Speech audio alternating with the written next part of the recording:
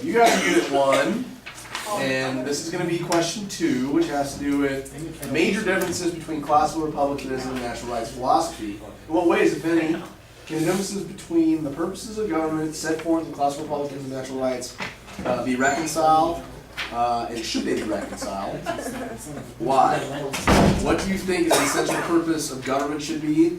How should they be obtained? Justify your position in terms of natural rights philosophy, classical republicanism, or even your own ideas would be phenomenal. All right, whenever you're ready, you can begin. Before being executed for spying on the British, Nathan Hale stood on the gallows and said, "I only regret that I have but one life to lose for my country." Service to one's government and society is one of the foremost ideals of the ancient Greek and Roman philosophy of classical republicanism. Natural rights philosophy, born in the Enlightenment, opposes this by stressing the rights of the individual and the creation of a government out of a state of nature to protect those rights. While the founders managed to blend natural rights and classical republicanism, these two schools of thought fundamentally diverge. Classical republicanism fervently emphasizes the community before the individual. In contrast, natural rights philosophy stresses individual liberties more than duty to government.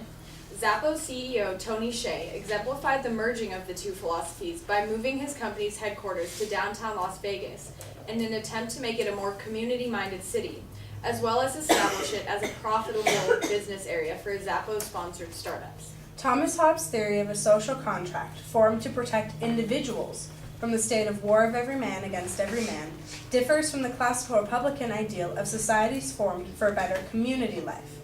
The classical republican ideal of civic virtue and sacrifice for the common good, reflected in John F. Kennedy's 1961 inaugural address, "Ask not what your country can do for you, ask what you can do for your country," contrasts John Locke's natural rights ideal that individuals give up certain rights to form a government to protect their own personal rights. Classical republicanism and natural rights can be bridged through Alexis de Tocqueville's theory of enlightened self-interest, in which one sacrifices a portion of their time and property to the welfare of the state, when it will benefit them in return. However, the two should not be reconciled because of the constant shift of balance towards one or the other, protects the rights of individuals while still ensuring the safety of the general public. The differences between them serve as a fundamental check on our government, which would disappear with reconciliation. Full body scanners and airport security support the classical republican ideal of public safety above individual rights, such as the protection against unlawful search or seizure in the Fourth Amendment. In the interest of securing the individual right in the Second Amendment over the common good, a new bill was proposed in the Nevada State Legislature, allowing persons to have a concealed weapon inside schools under certain circumstances.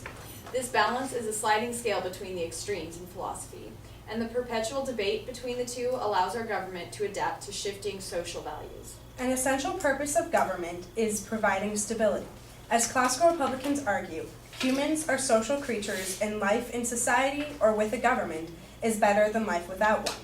Regular election cycles provide for peaceful turnovers, such as the Revolution of 1800, in which political power completely changed hands, yet the government could still, as the preamble states, ensure domestic tranquility. By allowing this exchange of power, violent overthrows and civil unrest are much less likely to occur. The 1994 Rwandan genocide showed the potential consequences when stability is neglected, as hundreds of thousands of Tutsi people were slaughtered by the Hutu killers. The First Amendment's protection of free speech allows people in the United States to express dissatisfaction without violent revolt, as with the Occupy movement's challenge to the 1%. The government must essentially protect the people, both in terms of their rights and physically. As Thomas Hobbes theorized, governments are created to prevent the state of war of every man against every man, which is achieved in our government through laws and a standing army. John Locke claimed that a government is formed to protect individual rights, which has evolved into rights such as freedom of expression protected in the court case Texas v. Johnson. Another fundamental purpose of government is simply to better the lives of the people. Brutus 9 states, "The design of civil government is to promote the happiness of the people," which stems from both classical republicanism and natural rights. This public happiness is created with societal progress, such as the 13th Amendment's abolition of slavery and the Brown v. Board of Education decision, things that would never have come about without a government. Education and the FAFSA are also ways our government provides for the happiness of the people and their possible success. classical republicanism and natural rights theory created the divide in ideology that constantly throws the government's role into question. That clash of ideologies allows for shifts in policy as society changes. This debate creates a government more responsive to the people's needs and is the basis for the formation of the U.S. Constitution and the government's purpose. Thank you. 441. Lisa, your last sentence was 4 minutes. Oh, okay. Thank you. Your last sentence was. Can I ask one from the peanut gallery? Alright. Should the social contract that we enter into, should that replace the state of nature? Or should it just preserve the state of nature with a few boundaries around it? The idea of a state of nature is, as we said in our testimony, a war of every man against every man, because this constant competition over resources is natural to our, it's just our nature. And the social contract allows for an agreement to be made between a people and a governing body, which allows them to exit the state of nature and create a society which does not have that sort of war over constantly competing over resources. In today's society, especially in America, we're actually born into this government and we don't necessarily sign any form of social contract. So it wouldn't really be replacing or maintaining any form of the state of nature, because from our birth, we are already in this social contract. In fact, Arizona is starting to consider whether or not upon graduation, seniors or now adults should have to actually enter into the social contract consciously and sign the document. What are the natural rights? Do you want Locke's or Rousseau's? Your Say that. definition. As Locke would say, life, liberty, and property. Is marriage a natural right? Natural rights are the rights you would have without any sort of government, so what you would have in nature. So yes, marriage is a natural right because without any government you can go with someone and say, oh, let's be married, and that would be infringed upon if a government were to not allow that natural right. You said that it's rights that you have when the government doesn't exist. Don't you have all the rights when the government doesn't exist? Wait, what? Theoretically, Yeah. marriage is just a contract that the government issues to you. So under natural rights theory, you wouldn't have a government to issue you a marriage license in the first place. Just saying. Natural rights are essentially the idea of if there is no government and there is no society, I am essentially living alone, in a cabin by a lake, something like that. I am in nature and there is no form of government around me.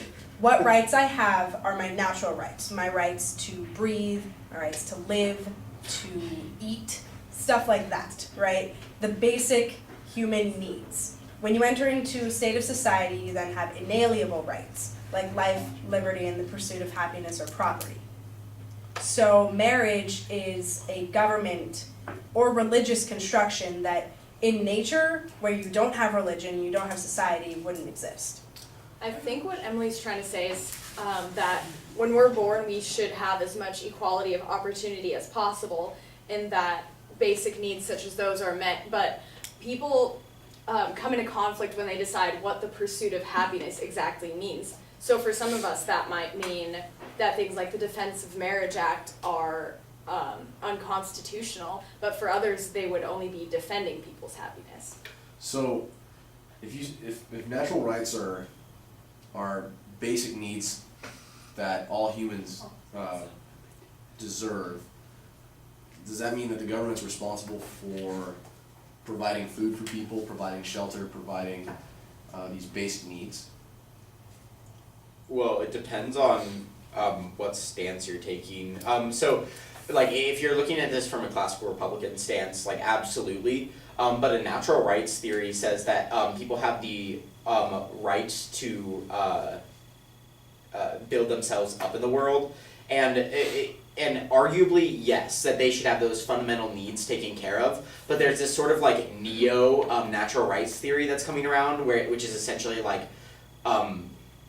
I don't want to say anarchy, but that's kind of what they're getting at. That the government doesn't do anything for the people's needs, but instead is only there to like protect the people in like a state of war and doesn't actually like hand them like bread or something. Let me ask you this. You guys talked about the essential purposes of government, and one of the things that you said was essential that government did was give people better lives, right? So if that's the case, let's say you live in the state of California and you have a partner who is of the same sex and you would like to be married. Is government's role not, in essence then, according to the way you've defined it, to let me marry that particular individual to ultimately have a better life? I think we're arguing over semantics here. Like, I don't think so.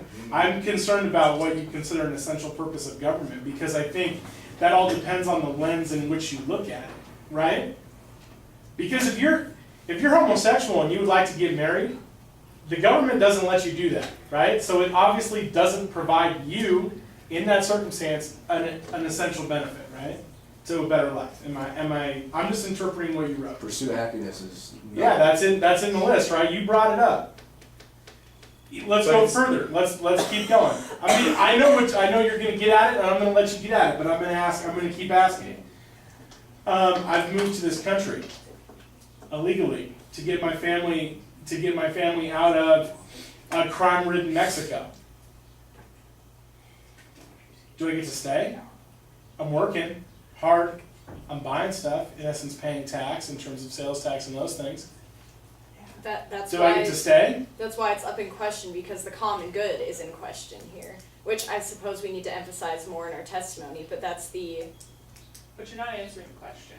You have to, I think that you need to take a What? side, and you can all disagree Yeah, with each yeah, other, yeah, but yeah, you need but I'm to gonna take a push- side. yeah, I'm gonna push you to Someone say- needs to say Yes. something formidable instead of, going over this gray thing, because it has to be. Well, I just think. but our argument in the testimony is that there shouldn't be one definite side. That like what should happen is these ideas should never ever ever be reconciled, because the debate between them creates a conflict that is necessary for a more adaptable form of government. Should not be reconciled. But I'm just saying, if it's an essential purpose, if government is supposed to do, something is essential to government, if it's a role government plays in your life, you've got to be careful saying things like better lives for people. I just think it's I just agree. mush. I It absolutely doesn't have to agree. be about, and I'm gonna pick you apart on stability. Because let me tell you, if I'm living in Iraq for 25 years, I had the same guy in charge. Yeah, Is why- that stability? Yes or no? Why did we move away from the language of the preamble? because it felt like we were trying to fit like puzzle pieces together that were like that didn't go together, because we were like we weren't building off our main point, we were building off something. Because, do you understand what I'm asking you though? Saddam Hussein was in power for 25 years. That's considered stability, It's right? stable for him. Yeah, What we're talking and for a lot of people, right? If you're on the government team, it's stable. It didn't even Wait, matter. wait. You knew when you woke up in the morning what your expectation of your life was. It could be awful. It could be terrible. But that's your expectation. Yeah, yeah. It's stable. It's Whereas now, is there stability? Yes. You get hurt and Freedom. Okay, Yeah. I got a point. Yes, go. Okay, so the question is, It's mush. what are the essential purposes of government? The government under Saddam Hussein was a government. It doesn't necessarily mean it was an awesome one or I a perfect agree. But is one, ours an but it awesome one? created stability, and I that is the Yeah, but this purpose is- of the government. So, But that's direct stability, conflict with right? the Like concept they of- were massacring Kurds, like like it's going out of style. But So that this is, doesn't provide better lives for people, and that's where right? your quote comes in, is it's not what your government can do for you, but it's what you can do for your government. And so you have to kind of go into what your role as a citizen is in helping the government make your life better too. And we if you opened don't- a I- hornet's Do nest you with guys this know one. what? Well, you did because they're like in conflict. Because you can be stable and not be good, right? Can I- Yeah. Yeah, do you guys wanna hear the like Michael, original version? Michael, ordered liberty. Why haven't I heard you guys use that phrase? That's a good phrase. Ordered liberty. If you want to talk about stability, yeah, we can't have an unstable government's not going to be able to protect freedom, because freedom is anarchy. And you can look at Italy. Yeah. They were Exactly. turning constitutions over every 11 months And on they've the got- dot like it was going out of style, and they ultimately got nothing. Basically, they have, they basically have like, the Italian version of Tucker Max is their president, and he ran against a comedian. That was their election, so. And he almost. Well, the only reason they've had Right. stability since is because Berlusconi is the largest media guy in the entire country. And He owns AC Milan. everything. Yeah, so he can just I love that bankroll guy. a He is- perpetual. You would. He is my favorite. He can bankroll perpetual Did you hear what he re-election. called the German prime minister? Like No. an uneffable lump of coal or something like that. That's pretty awesome, especially, yeah. Do you guys know what the Maslow's hierarchy of needs is? Yeah. Oh, should we talk about? You could I don't potentially know, We address put that in our Definitely. first testimony Well, of wait. this, didn't we? Okay, Well, if you're our talking problem about is, if our problem is that we're being too nebulous, what should we do in your opinion to make this better? Go ahead. I've got a couple of things that, number one, having sharper definitions for things. Okay. Michael, you were getting at libertarianism, that neo-natural rights thing, Right. that's called libertarianism. It's like classical liberalism is the basic natural rights philosophy thing, and then this it's libertarianism, that's what you're talking about.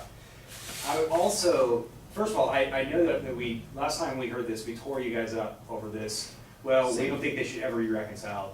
My personal opinion is that is treacherous waters to go into and say that they should never be reconciled. I think it's actually counter to what they were trying to do with the convention. So how are they trying to reconcile it? How are they trying to reconcile it? Well, first of all, it's not like the founders were like we the people students just spouting out classical republicanism and natural rights philosophy. They were just underpinning ideas. Sure. Classical republicanism also is not socialism. And I think you're confusing that a couple of times by saying, well, yeah, classical Republicans would be all for bread lines and giving out food. Well, no, that's not really what's bad. It's about the general idea of Working for the cause. I mean, exactly. conceptually. Right. Well, yeah, Do you understand? But it's like the same. It's the same concept, but with a different undertone, right? I think so. But I think Classical you can look at republicanism. classical republicanism. Like some of the strongest classical republicans in America today are the most strident opponents of socialism. We're talking about social conservatives in that sense. I think what we need to say is that they're like, here are the two ideas, and then in certain instances, oh, here's where they come together at this level. Oh, here's where they come together at that level. See, I'm of the school where I think de Tocqueville gets it right. Enlightened Enlightened self-interest is the ultimate Bingo. kind of magic bullet to the two competing things. Because when you talk about Las Vegas, I mean, the last time we talked about this, we tore you up about it too. The guy's not worried about the community-minded thing. That's called good PR, okay? He wants to build an environment in a state that's ultimately pro-business, that doesn't have a lot of issue, that has very low taxes when it comes to starting a business. And he's basically opening the door to say, if you move here and do business with me, we'll set you up in this nice area. That's what we did. That's what we put in there. Yeah, we You put. know what I'm saying? Like,